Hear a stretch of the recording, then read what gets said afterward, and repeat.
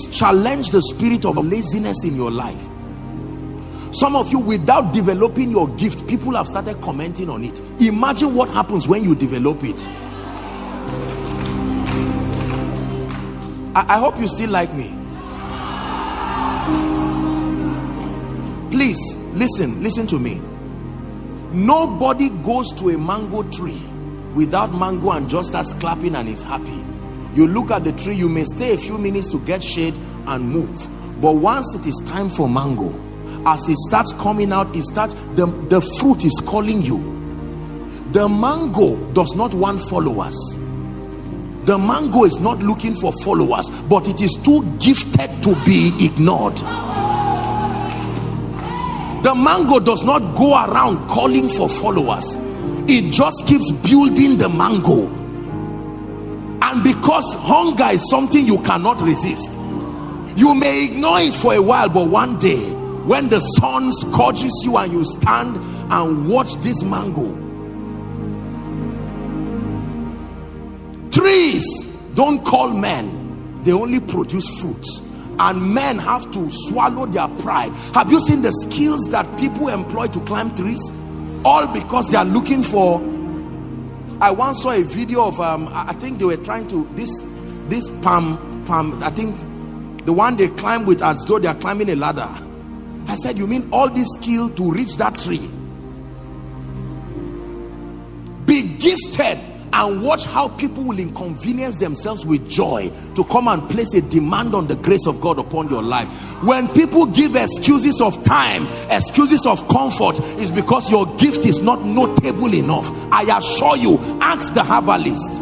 A politician, respectfully speaking, will come with his whole dignity and meet a man in a tattered room and not ask whether there is AC and not ask whether the man can speak English. The man says, turn behind and move backward, and he says, yes sir, because he knows that my political career is at the mercy of that.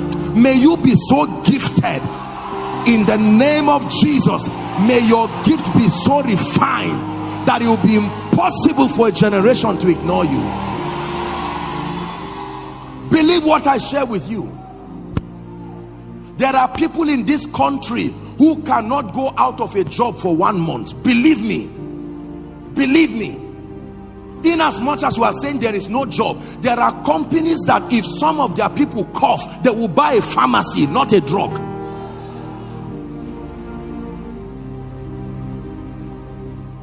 Make up your mind that you will be so gifted. If it's a ministry, discern the dimensions of God's grace that he has put and work it out. Place your life upon it. Apostle, God has called me to be a prophet. Like who? Everything you prophesy is wrong. The world will not place a demand on that kind of grace. Let's in the name of honesty. Are we together? Apostle, God has called me to be a kingdom financier. Let me know what you know about finances. Can you talk to kings? You are talking to your colleagues and you are happy about it. Your colleagues are not billionaires. Thank God for them. But your goal is to be able to mentor kings, that a nation will call you to hear the counsel of God upon your life.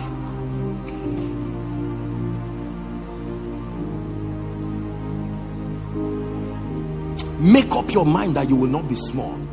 Go back and refine your gifts. Apostle, do you know I can cook? Can the governor eat your food? Because you see, you have to serve kings to receive the rewards of kings. Am I challenging you? Let me tell you this. There is nothing that is of value that is not in sufficient demand in this life to bless you. If you are in every industry, there are people at the top. It's those who are at the top that enjoy the blessings. Shake away mediocrity.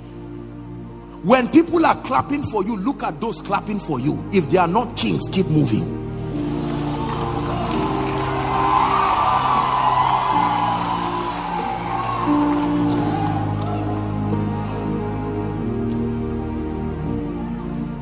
Mark 1:37.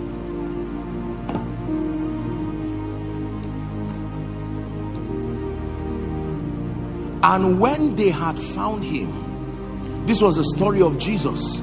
Jesus had finished healing, doing several things. He ran away to go and just rest and pray, and men would not let him rest.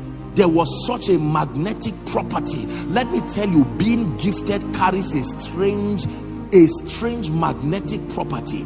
It's amazing the level of inconvenience people will go through with joy when you are gifted.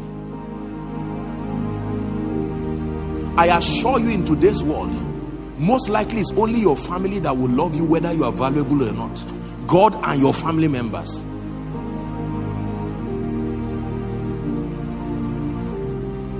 They are enough to support you, but not enough to reward you. The vast majority of your reward will be in the hands of people who are in desperate need. They need people who are gifted. I made a vow with God that you will never meet me twice to be blessed. No. Can you rise to that level of grace? Can you rise to that level of value? You are a CEO, your company, what solutions are you providing? Can I meet you once and be addicted to you because of the power of the value that you carry?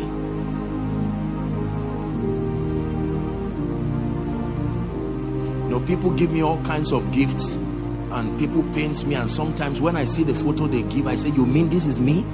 You didn't see it? You know, of course I love what they did, but I say, oh no, come on, please.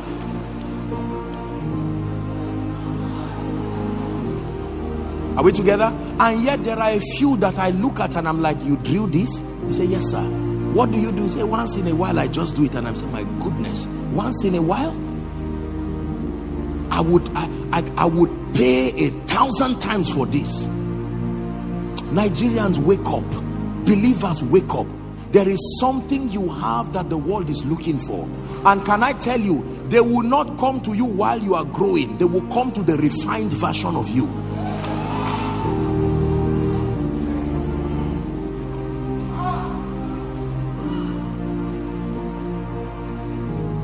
If your pastor hides today and says he's not going to preach for 5 months, he's going to have to beg God in that retreat and say, God, release me to bless people, because they will not let him rest.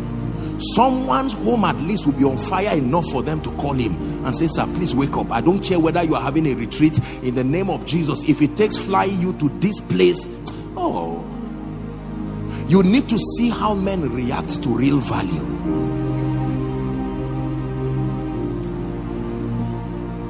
Your desire of decades can come to you in a moment when you make up your mind to be truly valuable. These are the laws of advancement.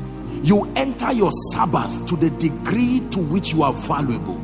You rise to a point where competition is no longer a possibility. You never have planes crashing with themselves in the air. There is enough space there. Traffic is usually down.